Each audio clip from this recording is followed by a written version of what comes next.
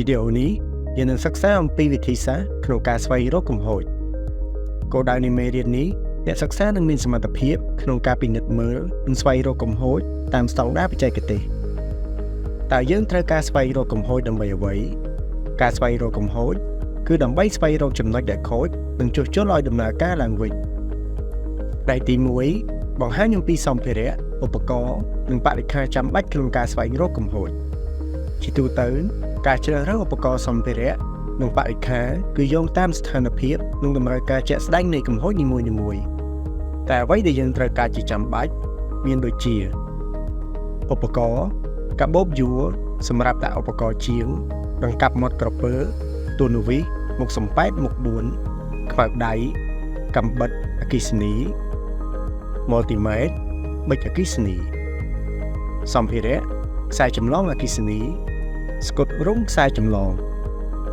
គ្រឿងប្រដាប់ការពារសុវត្ថិភាពផ្ទាល់ខ្លួនមួកសុវត្ថិភាពស្បែកជើងសុវត្ថិភាពឯកសណ្ឋានសុវត្ថិភាពការងារស្រោមដៃសុវត្ថិភាពឆ្នុកត្រចៀកវ៉ែនតាការពារ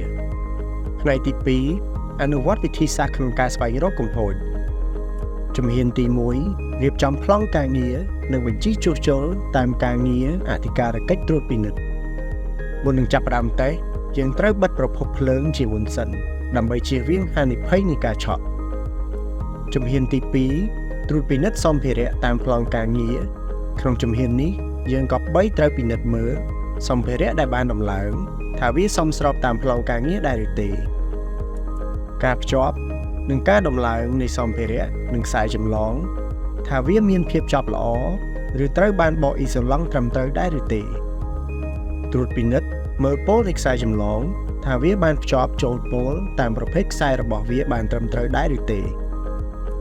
ត្រួតពិនិត្យនិងតេស្តសេគ្វីឆ្លងភ្លើងដោយប្រើប្រាស់ multimeter ឬប៊ិចភ្លើងទៅវាស់តាមទីតាំងនីមួយៗនិងនៅទូចែកចាយថាវាផ្ដល់ភ្លើងគ្រប់គ្រាន់ឬមានការឆ្លងភ្លើងនៅកន្លែងណាមួយដែរឬទេជំហានទី3ជួសជុលនិងត្រួតពិនិត្យឡើងវិញបន្ទាប់ពីការត្រួតពិនិត្យធ្វើកំណត់សម្គាល់នីមួយៗនៅក្នុងបញ្ជីរួចយើងត្រូវធ្វើការជួសជុលសម្ភារៈដំឡើងនិងភ្ជាប់ឡើងវិញនៅទីតាំងណាដែលមានកំហុសស្របតាមប្លង់ការងារនិងស្តង់ដារបច្ចេកទេស